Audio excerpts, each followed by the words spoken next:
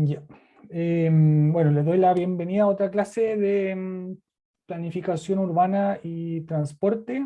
Eh, Hoy día vamos a continuar viendo esta unidad o esta subunidad que se llama ¿Por qué las ciudades autocéntricas no tienen futuro? Parte 2.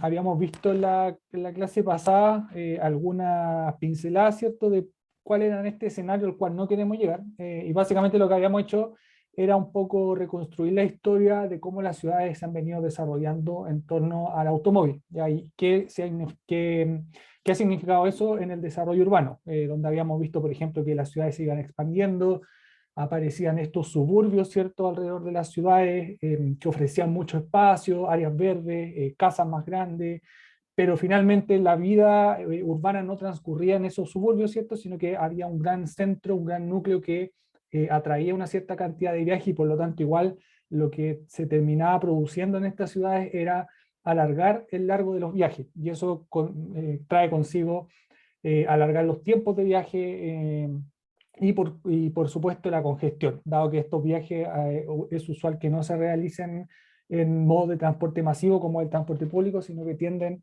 a realizarse más bien en automóvil. Lo que se provocaba finalmente era congestiones en toda la ciudad. Hoy día vamos a seguir viendo parte de eso, vamos a analizar otro ángulo, quizá un poco distintos, pero van en la misma línea, y también vamos a tratar de elucubrar lo que significaría un escenario si es que se sigue esta misma tónica.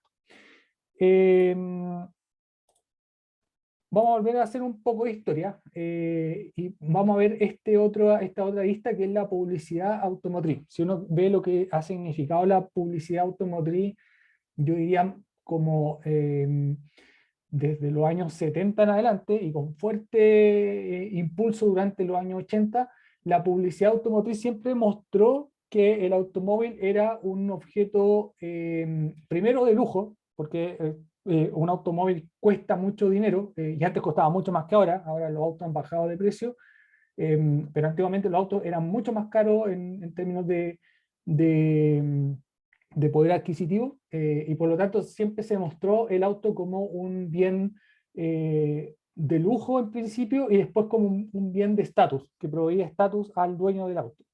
Y por lo tanto, bajo esa óptica, era un bien que proveía una cierta felicidad al que compraba este auto.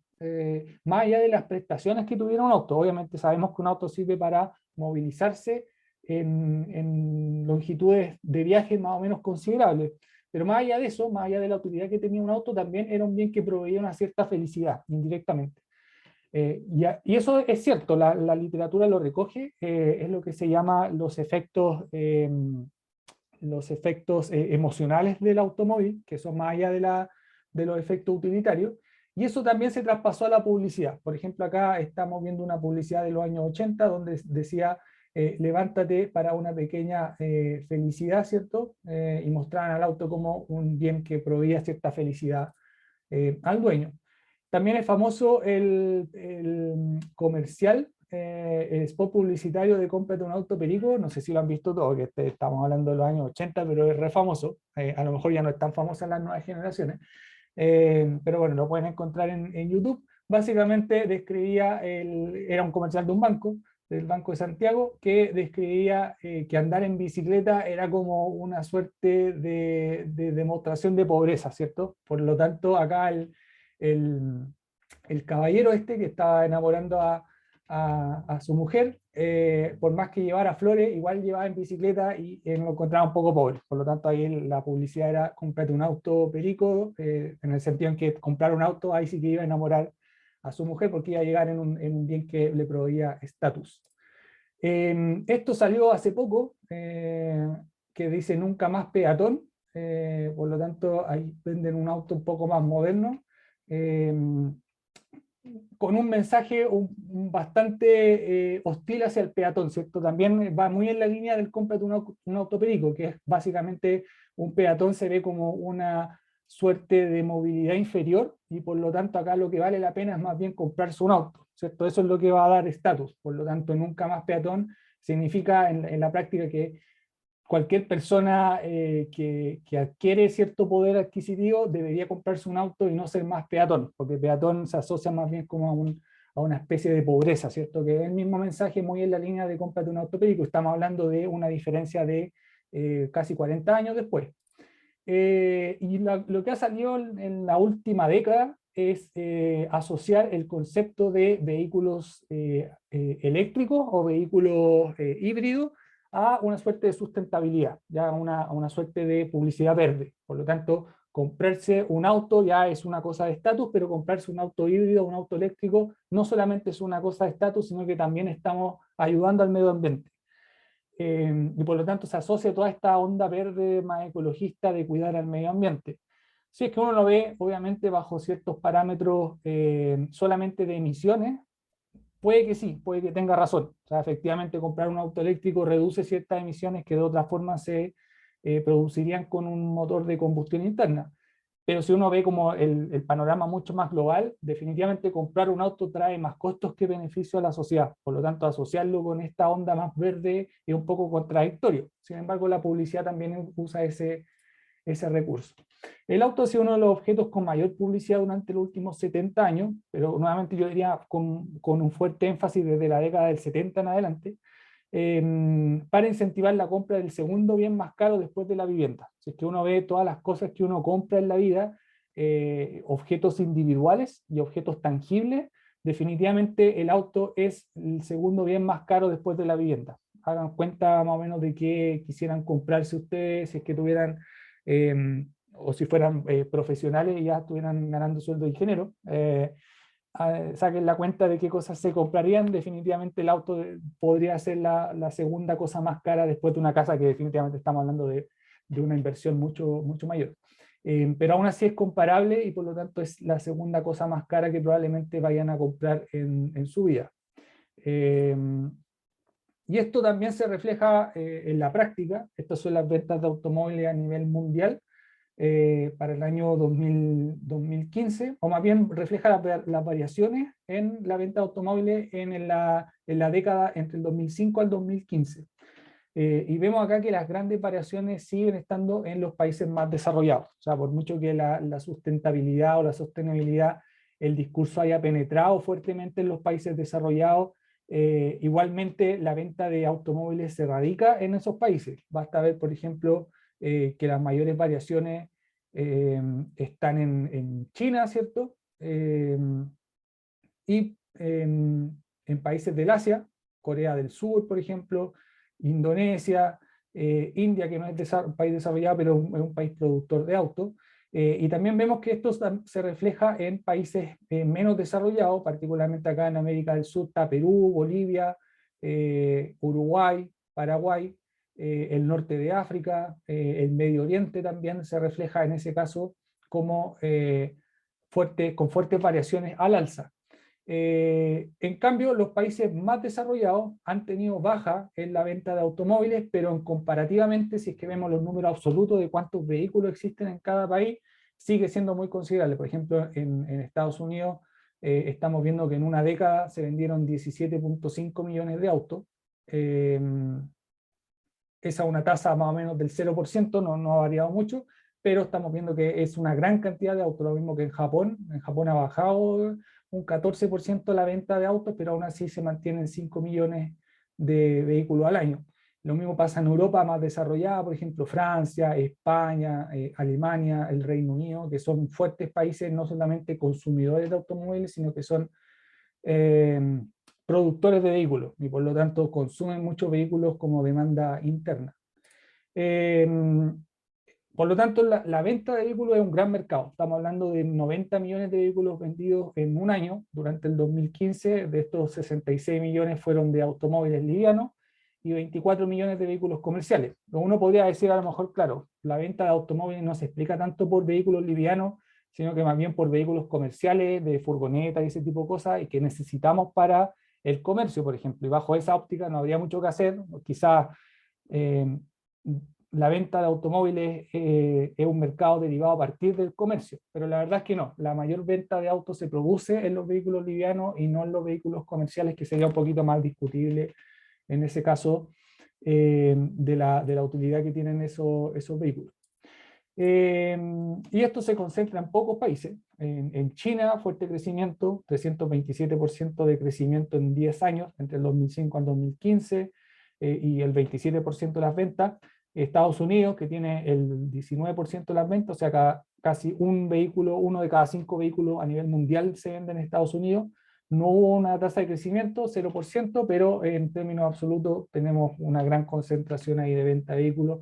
Europa, por otra parte, 21% de ventas, Europa reflejado como la Unión Europea, 21% de ventas, también uno de cada 5 vehículos a nivel mundial se vende en Europa, aunque este indicador ha venido decreciendo en la última década también, aparejado con las políticas de transporte más sostenibles que se han implementado en Europa. Aún así, tenemos una fuerte venta de autos, por mucho que haya caído en 10 años, igualmente estamos a nivel mundial, Europa compra uno de cada 5 vehículos que se producen en el mundo.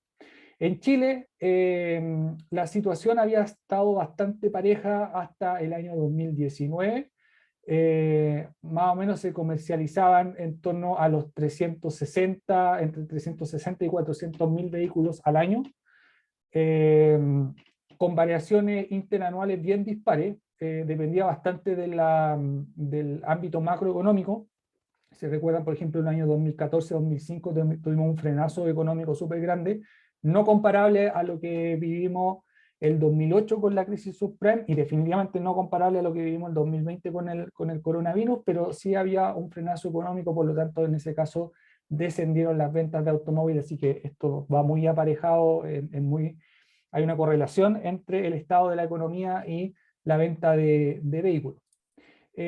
Al año 2019 se anotaron un récord de ventas, 417 mil vehículos, y esto significaba que casi 1.150 autos nuevos cada día en las calles. Si imaginamos cuánto espacio ocupan 1.150 autos, yo creo que son varias canchas de fútbol, ¿cierto? Así que todo eso son autos que ocupan espacio. No es inocuo comprarse un auto en términos agregados, sino que hay que tener, por ejemplo, estacionamiento asignado. Hay que pensar que la mayoría de estos autos siguen estando basados en combustible, ya sea en gasolina o en diésel, por lo tanto tienen emisión al medio ambiente. Los autos eléctricos hoy día son menos del 1%, por lo tanto el otro 99% siguen siendo en base a combustibles fósiles. Así que la venta de autos no es inocuo. Y por eso, desde este punto de vista, cada vez que las noticias salen que las ventas de autos van súper bien y se muestra como un signo de recuperación económica, a uno le da un poco de dolor de guata, ¿cierto? No debería ser así. Deberíamos estar pensando en qué significan esos autos en las ciudades o en el país completo, y no estar pensando un poco en el crecimiento económico, porque definitivamente esto no tiene efectos más allá de la pura venta del auto. La venta se ralentizó por el COVID el 2020, pero nuevamente el 2021 va al alza. Las proyecciones de este año hablan de 360 mil vehículos nuevos, así que vamos a volver a los niveles del 2017. Y si bien los precios de los autos han subido mucho, por quiebres de stock básicamente, los autos están muy caros hoy día. Aún así se siguen vendiendo muchos autos, lo que nos habla también de otros efectos que han habido en la economía con tanto dinero circulante, desde los retiros del 10% y también de los bonos. Anda mucho dinero dando vuelta, por lo tanto ahí los precios también influyen al alza. Un fenómeno interesante sí que ocurre, y que tiene que ver con las bajas de las ventas de vehículos en algunos países, tiene que ver con el fenómeno del peak car, que la literatura lo denomina así. ¿Qué es este fenómeno? Tiene que ver con los pasajeros kilómetros per cápita que se consumen durante un año en distintos países. O sea, si es que uno calcula más o menos cuántos kilómetros consume en automóvil en un año, esto se refleja en esta tabla, ¿ya? Definitivamente el país que más consume vehículos, pasajeros kilómetros per cápita, era Estados Unidos. Son ciudades que están fuertemente basadas en el automóvil, ciudades muy expandidas, por lo tanto necesitan vehículos para movilizarse por grandes longitudes de viaje, y por lo tanto esto supera a cualquier país europeo. Sin embargo, vemos un fenómeno bien reconocible que se va repitiendo en los distintos países más desarrollados, que es que a partir de la crisis financiera global entre el 2017 o sea, el 2007 y el 2009, que era la crisis subprime, pegó muy fuerte en la cantidad de pasajeros kilómetros consumidos per cápita. Y esto se reflejó fuertemente en Estados Unidos, en menor grado en otros países más desarrollados, por ejemplo, en el Reino Unido, en España, en Japón mucho menos, Francia se mantuvo más o menos constante, no sube, en Italia también bajó fuertemente, así que vemos que el mundo desarrollado se empezó a registrar este fenómeno del peak car. Ocurre principalmente por una crisis financiera, o sea, cuando ocurre una crisis financiera, no solamente a partir del COVID, donde tuvimos un año completo en cuarentena encerrado, sino que cuando ocurre en crisis financiera sin pandemia, igualmente la gente deja viajes de lado, que tienden a ser más bien viajes de ocio, por ejemplo, salir a comer a un restaurante, ir a visitar a los amigos, salir a un parque, todos esos viajes que quizás no son tan necesarios, en el sentido de que no son, entre comillas, obligados, como ir a trabajar o ir a estudiar, todos esos viajes se empiezan a dejar de lado un poco por el ahorro que produce dejar de viajar, y por lo tanto se produce un descenso en la cantidad de kilómetros que se consumen al año. Otros factores que también pueden influir: iniciativas de transporte público sustentable, inversión en transporte público, caminata y bicicleta. Por lo tanto, si sacamos personas de los automóviles y las llevamos a iniciativas de transporte público, caminata o bicicleta, también vamos a bajar la cantidad de pasajeros kilómetros per cápita en promedio, ¿cierto? Significa que los viajes tienden a ser más cortos, ya sea en viaje en caminata o bicicleta. Lo que usualmente ocurre es que los viajes en caminata son menores a 1 kilómetro y los viajes en bicicleta son menores a 5 kilómetros, por lo tanto ahí dejamos de consumir esas cantidades de viaje en auto. El transporte público puede abarcar un poquito más, pero significa que esas ciudades lo están haciendo bien y por lo tanto están sacando gente de los automóviles. Otro factor es el renacimiento del estilo de vida urbano. Ahora las nuevas tendencias son vivir más cerca de la actividad y conducir menos, y eso es lo que ocurre, por ejemplo, con las densificaciones en torno a los grandes polos de la ciudad. Si vemos, por ejemplo, lo que ha pasado en Santiago, ahí vemos ejemplos patentes que tienen que ver con las comunas propiamente tal de Santiago, con la comuna de Providencia, con la comuna de Ñuñoa, y un poquito más en el pericentro. También tiene que ver con comunas que han tenido un fuerte auge inmobiliario, que son estas comunas que rodean al centro y que no son el centro propiamente tal, pero sí están muy cerca, comunas por ejemplo como Recoleta, Independencia, San Joaquín, San Miguel, Isidora dice Quinta Normal, que viene experimentando un fuerte auge también inmobiliario. Son todas estas comunas entonces pericentrales que van rodeando el centro y por lo tanto logran satisfacer las necesidades de esas personas que a lo mejor trabajan en el centro, pero les es un poco prohibitivo vivir en el centro mismo y por lo tanto se trasladan a estas comunas pericentrales. Ese estilo de vida urbano no solamente ocurre en Santiago, sino que también ocurre en otras grandes ciudades, y tampoco no solamente en Chile, sino que también a nivel mundial. Hay un renacimiento del estilo de vida urbano, de vivir más cerca de nuestras necesidades, de compartir muchos más espacios, de no viajar tanto, sino que preocuparse de otras cosas. Ahora, nuevamente, con la pandemia hemos vivido como el efecto opuesto. Ahora lo que ocurrió mucho con la pandemia es que la gente busca mucho más espacio para vivir en comunidades más cerradas, con mayor distanciamiento social, y hay una revalorización de vivir en casa, ¿ya? Entonces estamos como perdiendo todo lo que habíamos ganado hasta ahora de la densificación, y que habíamos ganado un poco esa batalla un poco más comunicacional, entre comillas. Con el COVID hemos retrocedido todo eso, ¿ya? Y lo que ahora busca la gente es vivir en casa en comunas más periféricas, y por lo tanto los precios de las casas han subido muchísimo. Estaba leyendo en el diario que si los departamentos han subido 10% al año, la venta de departamentos y los arriendos también, los arriendos en casa han subido casi el doble, entre 20 o 25%. Entonces hay un renacimiento ahora para el otro lado, y todo lo que habíamos ganado hasta antes de la pandemia lo hemos ido retrocediendo ahora. Otro efecto que ocurre mucho es que los jóvenes están retardando la obtención de licencia de conducir. Yo no sé si hay alguien acá que no tiene licencia de conducir, o todos tienen. ¿Todos tienen? ¿Hay alguien que no tenga licencia? Yo no tengo. Valentina no tiene, efectivamente. Yo tampoco tengo. Ahí van dos. No sé quién me habló ahí, porque no me aparece acá. Em, ¿Fue Rienzi? Sí. Sí, sí, sí, fui yo. Ya. Bueno, hay entonces dos de cuatro alumnos que no tienen licencia de conducir. Estamos hablando de un 50%. Cuando hago esta pregunta, yo diría, yo vengo haciendo clases del 2014, cuando hago esta pregunta, yo creo que la tasa de obtención de licencia de conducir ha ido solo, o sea, de no tenencia de licencia, ha ido solo subiendo. Efectivamente, los jóvenes están retardando la obtención de licencia, no la ven como una necesidad, y si es que tienen necesidad, a lo mejor las cubren otras formas de movilizarse, y tampoco les llama la atención. Antiguamente en mi generación yo puedo decir que lo que uno más quería era tener la licencia de conducir como una suerte de libertad, ¿cierto? Después había que pedir el auto, obviamente, a los papás, algunos no siempre pasaba eso, pero uno igual obtenía su licencia casi a los 17 años, a los 18 años. Y eso se ha ido retardando por este fenómeno que de los jóvenes ya no están retardando la obtención de licencia de conducir. Nuevamente, ese efecto no solamente pasa en Chile, sino que esto está pasando a nivel mundial. Los jóvenes están viendo valor en otras cosas.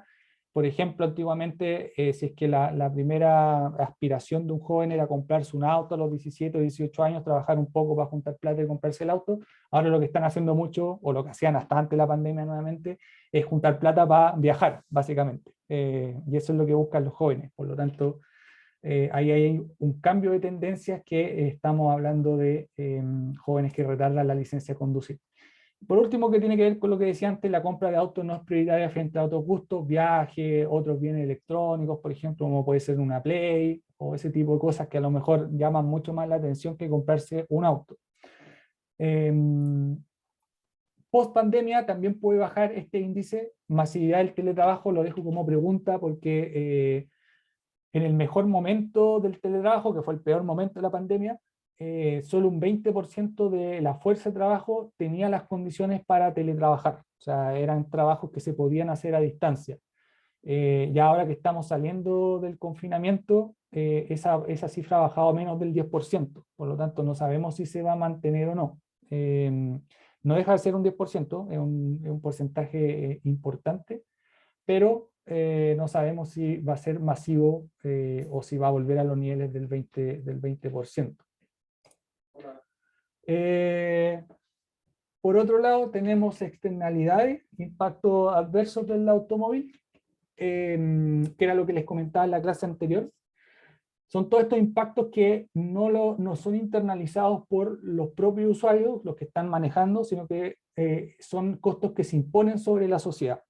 En ese caso tenemos, por ejemplo, el consumo energético, que de alguna manera puede tener una externalidad porque sabemos que producir, por ejemplo, la energía que requiere el automóvil, que en este caso, por ejemplo, es un litro de benzina o de gasolina, la producción de ese litro probablemente se utilizó mucha energía, mucho más de la energía que provee el propio litro. ¿Ya? Eso significa energía, por ejemplo, en extracción, energía en procesamiento, energía en almacenaje, energía en transporte. En todos esos pasos de la cadena productiva se ocupa energía, y por lo tanto la energía que produce ese litro de benzina es probablemente mucho menor a la energía que se ocupó en producirla. ¿Ya? Y esos costos son impuestos sobre la sociedad, los pagamos todos de distintas formas.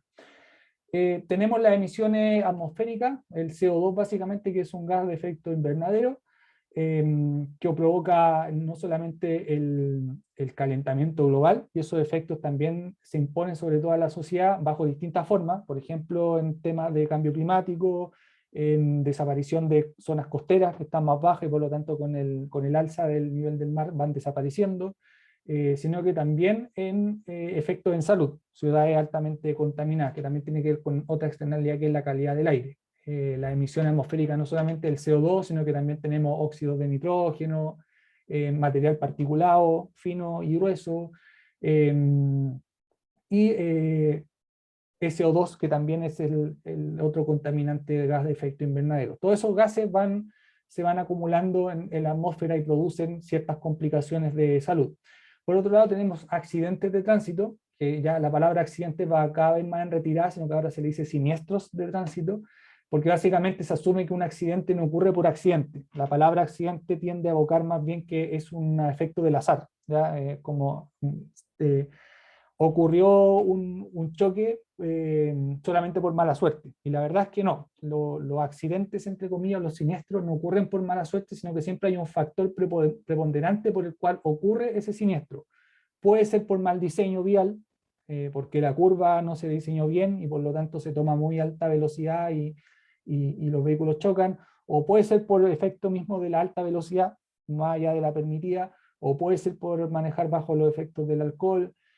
Puede haber varias causas, imprudencia también del peatón o del conductor, eso también ocurre. Pero la verdad es que siempre hay una causa preponderante por la que ocurren los siniestros, por lo tanto ya no son accidentes, y esa palabra ya está en desuso dentro de la jerga, al menos ingenieril, pero yo diría como a nivel transversal en temas urbanos, la palabra accidente ya va en retirada, sino que hablamos más bien de siniestros. Otras externalidades que le hablaba antes, que eran efectos sobre la salud, obesidad y otras enfermedades asociadas al sedentarismo, que no tiene que ver con las emisiones propiamente tal, sino que tiene que ver con esta vida mucho más sedentaria. Y por lo tanto, si es que uno, por ejemplo, ocupa el auto en vez de ocupar la bicicleta o en vez de ocupar la caminata, o el mismo transporte público, se fomenta una vida mucho más sedentaria y eso tiene efectos sobre enfermedades crónicas, como puede ser la obesidad. Vamos a ver en un par de láminas cómo se comparan los distintos tipos de usuarios y vemos que hay un efecto de ese estilo. Y por último, la pérdida de espacio urbano. Si vemos por aquí, por ejemplo acá, esta foto que es de Concepción, vemos que es una avenida súper amplia con 3 carriles por lado, más las caleteras, quizás acá sumamos 2 pistas más, vemos cuánto es el espacio de faja que se utiliza solamente en vialidad.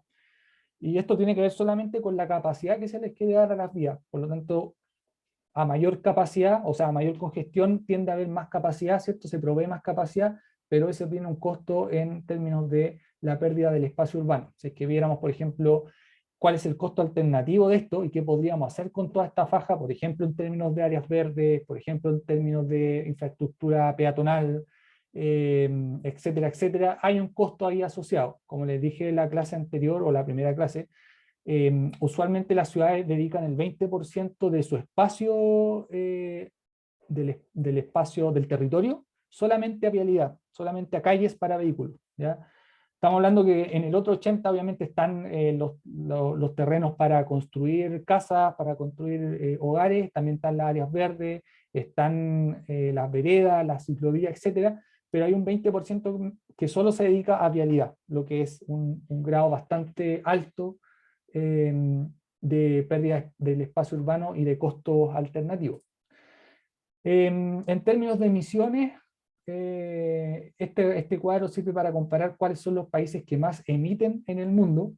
Definitivamente China es el país que más emite por sí solo emisiones de CO2, que es el principal gas de efecto invernadero. Después viene Estados Unidos, aparecen otros países más desarrollados, Canadá, Japón, Corea, Australia, Arabia Saudita, que es un país productor de petróleo, Sudáfrica también, está toda el área europea, Alemania, el Reino Unido, Francia, que son países que emiten mucha emisión de CO2 a la atmósfera, ¿ya? Entonces, definitivamente los países que no quiero decir culpa, pero que mayores efectos tienen sobre, o mayores responsabilidades tienen sobre el cambio climático son los países desarrollados, ¿ya?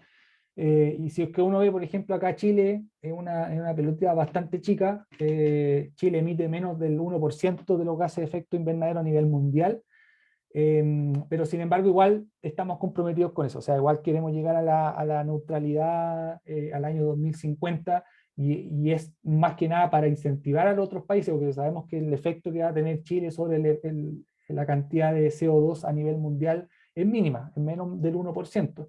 Pero si ya todos los países los países menos desarrollados o en vías de desarrollo se empiezan a agrupar y se ponen compromisos, se piensa que los países más desarrollados van a seguir esta línea y también deberían asumir sus propios compromisos. Esa es como la lógica que hay detrás de todos estos compromisos del Acuerdo de París. Y también tiene una cierta lógica como de vivir en comunidad. O sea, no es que algunos países asuman compromisos y otros no. Aquí estamos todos arriba del mismo barco, del mismo bote a nivel mundial, y todos tenemos que remar para el mismo lado, así que ojalá todos los países se comprometan con la firma del Acuerdo de París. Hay países que no han ratificado el Acuerdo de París. Acuérdense que durante el gobierno de Donald Trump, Estados Unidos se salió del Acuerdo de París. El nuevo gobierno de Biden reingresó al país al acuerdo, pero China es otro país que tampoco lo ha ratificado. Por lo tanto, el mayor productor de gases de efecto invernadero no está dentro del acuerdo, lo que es nefasto también para el sistema. Si vemos en Chile el panorama nacional, vemos que la energía representa casi como el 70% de la emisión de gases de efecto invernadero, el sector energía, y dentro del sector energía hay diversos sectores. Está la industria de la energía, de producción de energía, donde están las carboneras y todo la industria de emisión de energía, también la hidroeléctrica. Está también la industria manufacturera y de construcción, la industria de los combustibles sólidos, pero también está el transporte, ¿ya? O sea, el transporte representa casi como el 30% de las emisiones de gases de efecto invernadero del sector energía, que a su vez el sector energía representa el 70% de las emisiones, ¿ya? Entonces ahí pueden sacar cuánto representa el sector transporte de las emisiones globales. Y esto más o menos no se ha modificado en términos porcentuales, sí se ha modificado en términos absolutos. O sea, si acá comparamos las emisiones del año 90 con respecto a las del 2013, estamos hablando que casi se triplicaron en un lapso de 25 años más o menos, ¿ya? Por lo tanto, algo hay que hacer, en algo algo hay que hincar el diente. En este gráfico, por otro lado, tenemos las capturas de gases de efecto invernadero a partir de elementos naturales. Si vemos, se ha mantenido más o menos constante. Estamos hablando de casi de 20.000 gigas, esto debería ser gigatoneladas de CO2 equivalente. Se ha mantenido más o menos constante, y lo que sí ha aumentado es la brecha, que es esta línea negra que se ve acá, que es el balance de energía. Si es que tuviéramos carbono neutralidad, esta línea permanecería en cero. O sea, lo mismo que se emite es lo mismo que se captura en la naturaleza. Vemos que esta brecha se ha ampliado en los últimos 25 años. O sea, acá estamos muy lejos de capturar todo lo que se emite, ¿ya? Y si queremos llegar a una carbono neutralidad en 2050, definitivamente hay que hacer harto trabajo. Acá queda mucho trabajo por delante para llegar a esta línea a cero emisiones. En cuanto nuevamente a los siniestros de tránsito, van a tener que actualizar acá las láminas, para actualizar y estar a tono con las nuevas jergas. Si hablamos de siniestros de tránsito, vemos que los siniestros se concentran en países menos desarrollados, que quizás no le dan tanto énfasis a la seguridad vial, o las condiciones de manejo son mucho más inseguras. Así que vemos países, por ejemplo, del África subsahariana, de países del Medio Oriente, algunos países del Asia Menor, que son los países más inseguros del mundo en términos de tránsito. Y ahí es donde se concentran este indicador, que es la cantidad de fallecidos por cada 100.000 personas, ¿ya? Vemos que hay países un poquito mejor, por ejemplo, la seguridad en países europeos muy alta, por lo tanto ahí la cantidad de muertos por accidentes de tránsito es muy baja, lo mismo que en Canadá. Después viene otra franja que podríamos decir que son los países intermedios, donde está Chile, pero muy comparable, por ejemplo, a lo que pasa en Argentina, a lo que pasa en Estados Unidos, eh, y quizá en algunas partes de Asia, que son tasas relativamente bajas a nivel mundial. Así que podríamos decir que Chile, dentro del contexto mundial, está bien posicionado, pero no dejan de ser que todavía hayan más o menos como 1.500 fallecidos por accidentes de tránsito o por siniestros de tránsito al año. ¿Ya? Esa cifra nos gustaría que bajara a cero, como pasa en otros países. Por ejemplo, los países nórdicos han implementado estrategias que se llama una visión cero, que es llegar a cero fallecidos por siniestros de tránsito al año 2030. ¿Ya? Y de alguna forma lo están logrando. Básicamente lo que tiene que ver con los siniestros de tránsito está muy íntimamente ligado con las velocidades. En la velocidad está la clave. Si logramos bajar las velocidades de circulación de los vehículos, las tasas de siniestros o de fallecidos más bien bajan automáticamente. Por lo tanto, ahí está la clave de tener fallecidos, es la velocidad. Si logramos, por ejemplo, que los vehículos circulen a velocidades bajas de 30, 40 kilómetros por hora, la probabilidad de morir en un accidente a 30, 40 kilómetros por hora es sustancialmente mucho más baja que un choque a 50 kilómetros por hora, ¿ya? Por lo tanto, la clave acá está en la velocidad. ¿Cómo hacemos que las ciudades sean más seguras a partir de velocidades menores de tránsito vial? Esto es un problema de salud pública, ya deja de ser un problema de transporte, estamos hablando de un problema de salud pública. Así como fallecen personas a causa del COVID, también fallecen personas a causa de los accidentes. Por lo tanto, hay que mirar esto bajo una lupa de salud pública. Más de 1,25 millones de personas mueren cada año a consecuencia de accidentes viales. Estamos hablando más o menos como una ciudad del Gran Concepción, por ejemplo, que se muere a nivel mundial solamente por siniestros viales. ¿Ya? O sea, estamos hablando de mucha gente. Esto es más de 3.400 personas al día. Las muertes por accidentes viales es la primera causa de muerte en jóvenes entre 15 a 29 años. O sea, estamos hablando que los jóvenes se mueren a causa de siniestros viales. No se mueren por enfermedades crónicas, no se mueren por enfermedades hereditarias o por otro tipo de enfermedades como cáncer o ese tipo de cosas, sino que la primera causa de muerte en jóvenes son los siniestros de tránsito. Así que algo tenemos que hacer ahí. Alrededor del 50% de las muertes corresponden a los usuarios más vulnerables, peatones, ciclistas y motociclistas, porque obviamente están más expuestos por las condiciones en las que están viajando. Y adicionalmente, entre 20 a 50 millones de personas sufren lesiones, muchas de ellas con secuelas crónicas. O sea, una cosa son los fallecidos, que obviamente se lamentan que 1,25 millones de personas mueran al año, pero aparte tenemos muchas más que sufren lesiones. Algunas lesiones serán muy leves, pero otras lesiones definitivamente dejan una cierta secuela que no es fácil de recuperar, y algunas son irrecuperables. Lo que hemos venido viendo en la última década es una reducción de los fallecidos, y particularmente desde el año 2017 algo ayudó la ley de convivencia vial, que establece algunas condiciones para compartir la calle, por ejemplo, entre ciclistas y vehículos motorizados o entre vehículos motorizados y peatones.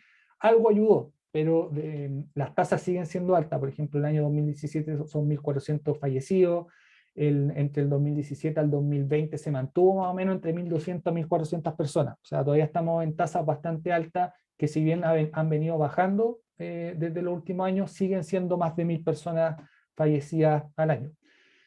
¿Por qué causas mueren estas personas? Básicamente por la velocidad imprudente y pérdida de control del vehículo, imprudencia del conductor, que obviamente también está ligada con la velocidad, porque un frenazo a 10 kilómetros por hora no tiene mucho efecto, pero un frenazo cuando el vehículo va a 50 o 60 kilómetros por hora, lo más probable es que sí deje ciertas secuelas. Imprudencia del peatón también ocurre mucho, alcohol en el conductor, etcétera, etcétera. Así que aquí lo que uno ve es que básicamente las muertes tienen mucho que ver con las velocidades. Y falleció en accidentes viales según tipo de usuario. El peatón se lleva una parte bien importante, 37%, vehículos livianos, o sea, pasajeros de vehículos livianos, otro 38%. Por ahí también están las bicicletas y las motocicletas, que se llevan un 7, un 8%, que son también usuarios muy, muy vulnerables. Pero el peatón saca definitivamente una parte bastante mala de esta torta.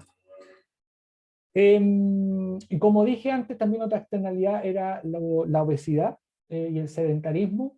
El aumento de las enfermedades no transmisibles provocaron 38 millones de muertes, el 68% de las muertes globales. Estas enfermedades son enfermedades que no son hereditarias, sino que se adquieren por el estilo de vida que llevan las personas. Entre esas está la obesidad y el sedentarismo. 4 tipos principales de este tipo de enfermedades no transmisibles: enfermedades cardiovasculares, cáncer, enfermedades respiratorias y diabetes, ya que tienen todas estas que ver, todas estas enfermedades tienen que ver con el estilo de vida que uno lleva, no son enfermedades hereditarias, sino que tienen que ver con la forma de vida que llevan las personas. Y la obesidad es un factor relevante para cualquiera de estos tipos, o algunas más que otras. Por ejemplo, para las enfermedades cardiovasculares está muy correlacionada con obesidad, quizás no tanto con cáncer ni con enfermedades respiratorias, sí con diabetes. Por lo tanto, la obesidad es un factor de riesgo de estas enfermedades no transmisibles. Y si vemos cómo ha crecido la obesidad en adultos, vemos que en los países desarrollados ha ido creciendo en 10 años, entre el 2000 y el 2010. En Chile no es una excepción, continúa esta misma tendencia.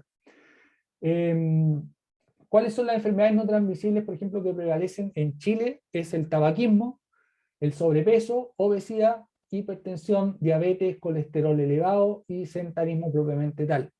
Y vemos que esto ha ido creciendo, quizás no a tasas tan grandes como en el mundo desarrollado, pero sí ha ido creciendo. Por ejemplo, acá hay una comparación entre el 2003 al 2010 y vemos que los índices en la mayoría de los casos han ido creciendo.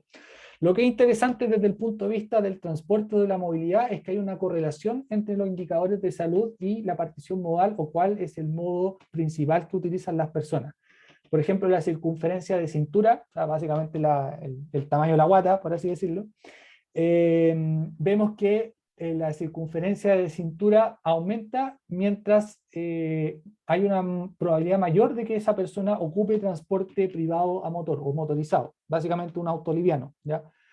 Si vemos, por ejemplo, las personas que ocupan transporte activo, transporte público, tienen una circunferencia alrededor de 91 centímetros, pero este indicador salta a los usuarios de transporte privado, salta a 95 centímetros. O sea, hay 4 centímetros de diferencia que uno podría atribuirle solamente a el sedentarismo que provoca el uso del automóvil. Así que esto ya excede lo que es el transporte propiamente tal, sino que estamos hablando de un problema de salud pública.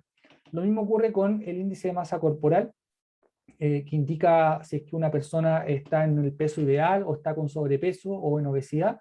Se asume que un indicador, un índice de masa corporal bajo 25 es el peso ideal, entre 20 y 25, entre 25 a 30 estamos hablando de sobrepeso, y sobre 30 estamos hablando ya de obesidad, propiamente tal.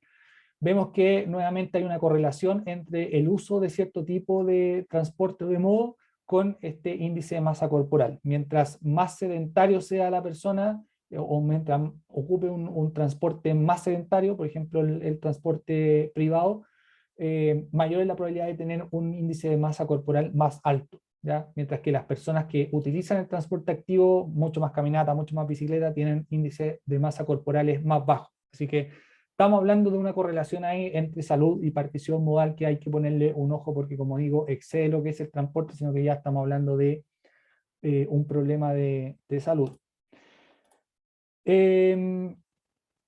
Hasta ahora hemos estado hablando de cuáles son como un poco la recapitulación de hechos que nos ha llevado al escenario donde estamos. ¿Cuál es el futuro entonces? ¿Dónde está la respuesta de esto? ¿O cómo salimos, o cómo podríamos salir de este escenario y llevar el desarrollo urbano hacia otro escenario? Y el futuro es reconectar las ciudades, no segregarlas como hemos hecho en algunos casos bastante notables, no solamente en Santiago, sino que en otras ciudades chilenas también ocurre algo parecido. No segregar la ciudad, no separar la ciudad, por ejemplo, entre distintos tipos de usuarios y de distintas raíces socioeconómicas, sino que más bien reconectar la ciudad. Es posible revertir la dependencia del automóvil con un rediseño urbano, por ejemplo, incluir priorización del transporte público, caminata y bicicleta, lo que se llama la pirámide invertida de la movilidad. Cuando uno tiene un espacio vial limitado, por ejemplo una calle, lo que dice esta pirámide invertida de la movilidad es que para repartir los distintos espacios viales, uno debería priorizar este tipo de modos: el transporte público, la caminata y la bicicleta, porque son modos de movilidad sostenible. Bajo varios puntos de vista, lo vamos a ver a lo largo del curso, pero solamente un adelanto: son sostenibles o más eficientes en cuanto al uso del espacio vial, o sea, ocupan menos espacio por pasajero transportado, pero también son eficientes en términos, por ejemplo, de emisiones de gases de efecto invernadero, que es otra cosa que nos interesa atacar. Las emisiones por pasajero transportado son mucho menores. En el caso de la bicicleta y caminata son cero, no hay emisiones ahí, pero el transporte público tiene emisiones mucho más bajas que el transporte privado. Por lo tanto, lo que nos dice esta pirámide invertida de movilidad es que los modos sostenibles uno los debería priorizar siempre, y si es que sobra espacio, uno debería empezar a poner otras cosas para los vehículos livianos, para el transporte de carga, etcétera, etcétera. La forma urbana debe soportar la inclusión de los modos sustentables y no motorizados. O sea, básicamente el diseño urbano tiene que propender hacia este albergue de ciertos modos que son los modos sustentables o los modos no motorizados, y tenemos que proveer la infraestructura para eso y las condiciones para ese tipo de modos. Algunos ejemplos que nos pueden llevar a ese escenario un poco más deseable: por ejemplo, proyectos de peatonalización. Tengo que actualizar esta foto porque este proyecto ya está terminado hace bastante rato ya, que es la peatonalización eh, de calle Puente, un costado del mercado central. antiguamente esta calle era una calle vehicular, como cualquier otra, se peatonalizó esta calle, este borde del mercado central, ¿cierto? Ya no, si bien está permitido la circulación de autos, probablemente no muchos circulen por ahí porque es más bien peatonal, solamente se mueven vehículos de servicio por esta parte. Ciclovía de alto estándar, que es algo que está bastante en auge, que también estamos tratando de implementar acá en Maipú. Una de mis fundamentales pegas que tengo como encargado de movilidad es sacar adelante el plan maestro de ciclovía, no solamente en su fase de planificación, sino que también empujar para que este plan después se ejecute. Más transporte público, no solamente transporte público en buses, que es lo que usualmente uno conoce como transporte público, como lo que uno se le viene a la mente, sino que también transporte público masivo, ya sea metro, que también es lo que uno conoce como transporte público masivo, pero hay otras formas que no conocemos acá en Chile o que las conocimos en algún minuto, después desaparecieron y que hay que tratar de recuperarlo, que son, por ejemplo, los tranvías, que tienen mayor capacidad que un bus, mucha menor capacidad que un metro, pero siguen siendo una forma eficiente de moverse a través de la ciudad. Quizás no es lo más adecuado para una ciudad del tamaño de Santiago, por ejemplo, porque un tranvía nunca es suficientemente, nunca hay suficiente demanda para poner un tranvía en ciertas zonas menos densas, pero tampoco un tranvía es suficientemente bueno para zonas más densas como puede ser el centro de Santiago. Por lo tanto, hay en las ciudades grandes como Santiago, grandes y densas, pero también extendidas, eh, o uno se va más bien por el lado de los buses, porque es mucho más flexible y tiene una capilaridad, como se llaman, que es esta capacidad que tienen los buses para albergar o circular por muchas calles de la ciudad sin tener que hacer grandes inversiones, basta con hacer una calle, ¿cierto?, para que un bus pueda circular, por lo tanto la inversión es más bien baja, o optamos derechamente por sistemas de transporte masivo como es el caso del metro, que son inversiones muy grandes, ¿ya? Por lo tanto, una ciudad como el tamaño de Santiago, quizá el tranvía no es bueno ni por uno ni por otro lado, o nos queda grande o nos queda chico, ¿ya? Pero no es tan bueno. Pero sí podemos pensar en tranvía, por ejemplo, en ciudades intermedias, por ejemplo, en el caso de Antofagasta, por ejemplo, en el caso de La Serena, Coquimbo, por ejemplo, en el caso de Rancagua, Machalí, que sí son ciudades mucho más intermedias, que sí tienen una demanda que es más factible para poner un tranvía, ¿ya? No alcanza para poner un metro definitivamente porque no hay la demanda suficiente, y un bus sí se pueden abordar esos desafíos con buses, pero quizás sea mejor y más eficiente abordarlo con un tranvía, así que esas ciudades son mucho más adecuadas para ese tipo de modo. El supuesto de que las ciudades deben diseñarse alrededor del automóvil está siendo cuestionado por muchas dimensiones. Yo di algún barniz en estas dos clases, pero vamos a ir viendo muchas más a lo largo del curso. La infraestructura del sistema de transporte actual alrededor del transporte privado sigue siendo una realidad en muchos contextos. También hemos sacado muchos ejemplos acá en Santiago, pero iremos sacando también ejemplos en otras ciudades más adelante, en cómo las distintas ciudades se han ido desarrollando bastante alrededor del automóvil, quizás no en un 100%, pero sí en un grado importante alrededor del automóvil. Solo en una limitada cantidad de ciudades las inversiones cuantiosas están siendo realmente dirigidas a redes de transporte público, caminata y bicicleta. Y esto es bastante verdad en el caso de Chile. Hace poco me tocó participar en un estudio en Antofagasta, por ejemplo, que es una ciudad intermedia, tiene 300.000 habitantes, y vemos que en la última década, en el periodo entre el 2010 y el 2020, solo un 17% de la inversión en transporte había ido a modos realmente sustentables, como bicicleta, caminata, transporte público. El otro 84% más o menos había ido dirigido a inversiones en tráfico mixto, que era básicamente hacer nueva vialidad, ¿ya? Por lo tanto, estamos hablando que inversiones muy bajas están dirigidas a modo de transporte sostenible. Por ejemplo, proyectos de peatonalización, que son proyectos que no son tan caros, pero son muy efectivos para incentivar la caminata. Cuestionar la omnipresencia del uso del automóvil es, en el peor de los casos, ser etiquetado como un excéntrico o incluso un enemigo de la libertad. Y eso también es súper cierto porque cuando uno tiende a hablar de transporte sostenible, hablar de caminata, de bicicleta, nos han tratado incluso de yihadistas de la bicicleta por ahí, Por lo tanto, siempre está como el discurso de la libertad, que al final deberíamos dejar a las personas que circulen como ellas quisieran, en la forma en que ellos quisieran, a la hora que quieran. En el mejor de los casos, es probable que uno sea desestimado por criticar lo necesario, lo inevitable o lo trivial. O sea, en el mejor de los casos no nos pescan, pero en el peor de los casos sí se nos trata bastante mal en la opinión pública por quienes abogamos por modo de transporte más sostenible. Afortunadamente el discurso ha ido cambiando. Ya, por ejemplo, hoy día si uno ve, por ejemplo, lo que son los programas presidenciales, se habla mucho de transporte sostenible, ya no es algo, no es mirado en menos, o no es como mirado como algo que no es necesario, sino que es necesario en la crisis climática que estamos viviendo y en las incomodidades que estamos viviendo en la ciudad, y ya hablar de transporte sostenible es inevitable, y por eso los discursos han ido cambiando. Ya yo diría que cada vez menos está esta, este dique de contención contra el transporte sostenible, yo diría que ha ido bajando mucho en el último tiempo. Así que en ese sentido estamos como un poco ganando la batalla. Lo que hay que hacer ahora es pasar del discurso a la acción, ¿cierto? Porque por mucho que uno lo ponga en un programa presidencial, si es que al final no cambian las directrices en el futuro gobierno y seguimos haciendo más o menos todo como lo hemos venido haciendo hasta ahora, y las inversiones se dirigen a proyectos que se han venido haciendo hasta ahora, por ejemplo la autopista urbana, no va a cambiar mucho. Y esa es una cosa que hay que cambiar, no solamente a nivel de discurso, sino que también en la acción.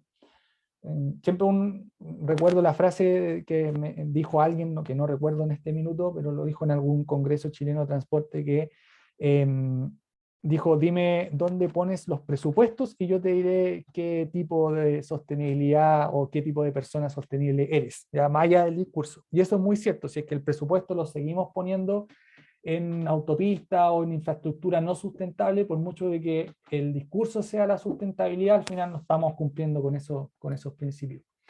Por último, les quería mostrar esto, que al principio partí la presentación con la publicidad del automóvil, ¿cierto?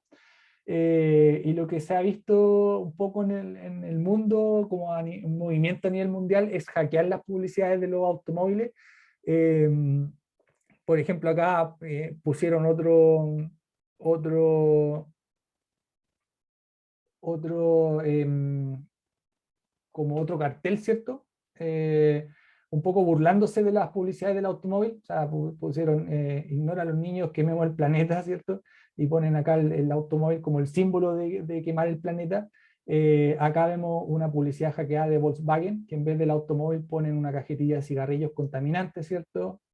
Acá vemos otra publicidad hackeada, que una publicidad también de Volkswagen, que alguien le puso eh, manejándonos hacia el fin, como diciendo que la publicidad finalmente nos está dirigiendo hacia el fin del mundo con las consecuencias del cambio climático. Y algo que me gustó mucho, esta foto la saqué la semana pasada, la saqué en el metro, que decía: si vas en transporte público ahorras tiempo. Era una publicidad de una AFP, que no son la, la- el, el sector de la economía más querido, ¿cierto?, por las personas, pero me pareció muy interesante que este cambio de paradigma de que ya el transporte público no es visto como un modo que solamente sirve a las personas pobres que no pueden acceder a un automóvil, sino que se está viendo como hay un cambio ahí en darle una vuelta y ver que si el transporte público efectivamente hay ocasiones donde ahorra tiempo. Y eso es muy cierto, por ejemplo, si es que uno va al centro de Santiago. A lo mejor nos demoramos muy poco en entrar al centro en auto, pero una vez que ya entramos al centro hay que estacionar el auto, y eso, por ejemplo, puede tardar muchos minutos. De repente uno no cuantifica cuántos minutos uno se pasa dando vueltas, por ejemplo, buscando un estacionamiento, o entrando en un estacionamiento y buscar un espacio desocupado dentro del mismo estacionamiento. Eh, Incluso hay ejemplos en el Costanera Center donde salir del estacionamiento en periodos muy congestionados podía tomar hasta una media hora. Cuando uno en 5 minutos ya está en la puerta del metro, ¿cierto? De la estación Tobalaba, así que uno de repente como que no le toma mucho el peso a utilizar el transporte público para ahorrar tiempo. Y ese mensaje no solamente el que queremos entregar en este curso, sino que también yo creo que él se ha ido adoptando por ejemplo, esta agencia de publicidad le dio una vuelta y ahora ya promociona o se agarra el transporte público para decir que ahorra tiempo. Más allá de que sea una publicidad de AFP, toma este mensaje de que si vas en transporte público ahorras tiempo. Signo de los nuevos tiempos está por verse. Yo creo que estamos bien, estamos como Voy a decir la frase, no quería decirlo, estamos como en un ciclo histórico, ¿cierto? Lo usan mucho los, los cientistas políticos. Estamos al inicio como de un ciclo histórico, entre pandemia, entre estallido social, entre convención constituyente. Estamos como al inicio de un ciclo histórico. Está por verse si esto finalmente es un signo, bueno, también con calentamiento global o emergencia climática. Está por verse si esto es un signo de los nuevos tiempos o no. Hay que darle un poco más de tiempo para responder esa pregunta, pero ojalá así sea y podamos tener un mundo y ciudades más amables, más amigables de lo que se han ido construyendo hasta ahora. Eso es lo que les tenía por hoy.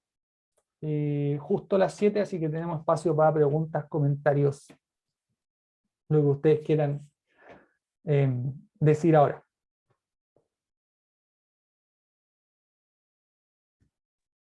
Yo quería comentar algo, profe. Dale. No, o sea, es como un comentario nomás. Bueno, fui al colegio, yo salí del colegio de Antofagasta. Y Antofagasta es una ciudad, es como flaquita, pero es larga. Entonces, usted eso que dijo de, ¿cómo se llama? ¿Tranvía? No. Tranvía. Encuentro que sería una excelente idea porque en verdad, desde que me fui del colegio, que igual fue hace harto rato, y después volví a ir un par de veces, había muchas calles, habían puentes que aparecían así como de la nada y seguían haciendo calles obviamente, pero para los cerros, entonces como para arriba, y seguía creciendo todo para arriba y al final lo encontré súper interesante que en verdad como que la plata se va a hacer más calles y como a comprar más micro y se podría evitar si se hicieran cosas así. De hecho, si hay una ciudad que geográficamente está pintada por un tranvía, es Antofagasta, porque justamente es súper larga. Estamos hablando de una ciudad que mide 40 kilómetros de largo por 2 de ancho. O sea, una ciudad que es muy flaquita, pero muy alargada. Y eso provoca que los tiempos de viaje sean muy altos también, porque al ser una ciudad tan larga, lo más probable es que una persona que viva en el extremo de la ciudad y tenga que ir al centro se puede demorar fácil 1 hora, a pesar de que la, en extensión no es tanta, pero como la ciudad es tan flaca, tan delgada, no tiene muchas vías norte-sur. Por lo tanto, las vías troncales, por así decirlo, están súper congestionadas. Entonces, si hay una ciudad que está pintada para un tranvía, es Antofagasta. El problema ahí es un problema más bien de centralización, de cómo hacemos que una ciudad como Antofagasta, que solamente tiene 350.000 habitantes, pueda tener un tranvía que es una tecnología cara. Estamos hablando de un tranvía que probablemente no cueste menos de 300 millones de dólares. O sea, estamos hablando que un tranvía puede costar más o menos como un hospital y medio de alta complejidad. ¿Ya? Entonces, si uno ve cuáles son las necesidades, obviamente entre un hospital y un tranvía, cuesta un poco equilibrar eso. Pero ¿cómo hacemos que una ciudad como Antofagasta tenga un tranvía sin necesidad de que esa decisión pase por el gobierno central? Es como uno de los desafíos que tenemos en materia de descentralización. Y eso ocurre en todo ámbito, en todas las ciudades de Chile que no sea Santiago. ¿Ya? Por lo tanto, es un tema que probablemente vayan a abordar los gobernadores regionales ahora que salieron electos. Yo creo que van a empujar mucho por mayores atribuciones y más independencia para definir los presupuestos. Pero sí, es un temazo eso de la descentralización y de cómo hacemos que estas ciudades finalmente logren desarrollarse, no dependiendo de decisiones que pasen por el nivel central. Matías. Hablando del mismo punto, en vez de tranvías se ha elegido en varias ciudades de Chile elegir electrocorredores, que se está impulsando mucho este tema. ¿Por qué se prefiere esto en vez de un tranvía? Siento que el costo me imagino yo de andar por ahí porque un bus eléctrico es bastante costoso. ¿Vale? Efectivamente, un bus eléctrico es costoso, pero estamos hablando de inversiones sustancialmente menores con respecto a un tranvía. Un bus puede costar más o menos como $300.000. Entonces, si uno compra una flota, digamos, de 100 buses, por decir algo que ya una flota son de 100 buses considerable, y no se ha hecho acá en Chile, porque las flotas de los electrocorredores tienden a ser de muy poquitos buses. Estamos hablando, por ejemplo, para el electrocorredor que se anunció en Puerto Montt hace como 2 semanas atrás, eran 11 buses. O sea, estamos hablando de una inversión más o menos como de 3 millones, 3 millones y medio de dólares, no más que eso. Y si le sumamos vialidad, quizás llegamos a 6 millones de dólares, frente a un tranvía que de las mismas características, o sea, de la misma longitud de las que abarca el electrocorredor, estamos hablando de por lo menos unos 200 millones de dólares. O sea, estamos hablando de inversiones que son muy distintas entre sí. Y para la efectividad que tienen, no son tan distintas, porque al final los dos sistemas trasladan personas, y los dos sistemas pueden ser considerables en cuanto a la calidad. El tema es cómo priorizamos ese electrocorredor, porque lo que ocurre mucho es que se compran buses eléctricos, pero sin inversión en infraestructura, y finalmente se terminan metiendo al tráfico mixto con otro auto, terminan en congestión, y por eso uno dice, ¿por qué acá no hicieron un tranvía mejor? Pero no es que el tranvía sea sustancialmente mejor, sino que el tranvía tiene una faja priorizada para ese modo. Lo mismo ocurre con el metro. En el metro corre solo, por lo tanto nunca hay congestión entre trenes. En el tranvía ocurre lo mismo, salvo en algunas excepciones, por ejemplo en Europa, donde pueden convivir autos y tranvía, eso también ocurre. ¿Ya? También pasa que los tranvías andan en tráfico mixto, pero tienden a ser más bien tranvía priorizado. Por lo tanto, estamos hablando de inversiones muy distintas entre sí. Y si lo vemos bajo el paradigma de costo-efectividad, que es bajo lo que se evalúan los proyectos acá en Chile, definitivamente la solución siempre va a terminar siendo un electrocorredor o compremos más buses, de ese tipo de soluciones. Hay otras cosas que pueden jugar a favor del tranvía, por ejemplo la inserción. Hemos visto que los corredores acá, al menos en Santiago, no tienen tan buena inserción urbana en su entorno. Si es que uno ve, por ejemplo, los corredores de Santa Rosa, quizá el corredor de Rinconada, de Maipú, no tienen buena inserción. Bueno, en Santa Rosa han dicho que hasta una autopista de buses o una pista de aterrizaje, porque efectivamente estamos hablando de una faja vial bien importante solamente de cemento. No tiene, por ejemplo, árboles, no hay cruces peatonales, faltan mucho, no hay paisajismo, no hay un tratamiento del espacio público que uno pueda decir esto es un proyecto urbano, sino que es un proyecto de transporte, efectivamente sirve para el propósito para el cual se plantea, que es trasladar personas en buses, pero no tiene una inserción urbana adecuada. No es un espacio público en el que se invite a que la persona circule o se quede en esos espacios públicos. Son solamente espacios utilitarios para el transporte. Y eso es lo que también estamos tratando de revertir desde distintos ámbitos, de que la infraestructura de transporte no solamente sea infraestructura de transporte, sino que sea una intervención urbana y un espacio público propiamente tal, no una intervención en transporte, que era lo que se había planteado, por ejemplo, con el proyecto de Alameda Providencia, aprovechando que veo ahí en tu fondo que está la Alameda. Justamente el proyecto de Alameda Providencia era un proyecto urbano, no era un proyecto de transporte, porque se planteaba como un proyecto de corredor, pero también tenía arborización, tenía paisajismo, pensaba mucho en el peatón, tenía ciclovías, por lo tanto era una intervención que iba mucho más allá del transporte. Ojalá que se retome en este nuevo gobierno regional de Claudio Rego, que es como el gran impulsor de ese proyecto, se retome, porque yo creo que le haríamos bien a la ciudad, rediseñar la Alameda, y que sirva para distintos propósitos, no solamente para el propósito de transporte en vehículos motorizados, como puede ser un auto, como puede ser un bus, sino que también sea un espacio público que invite a quedarse, que invite a pasar por ahí a los peatones, y sea una intervención mucho más completa de lo que es hoy.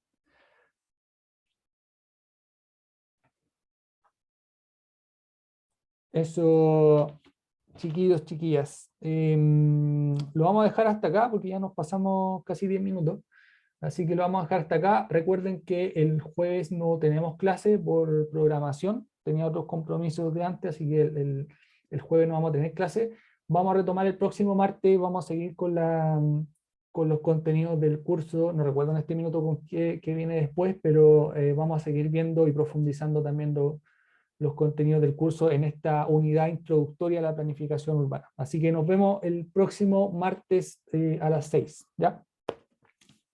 Chao, profe. Que tengan Hola. Profe, gracias. Nos vemos, profe. Chao. Chao, chao.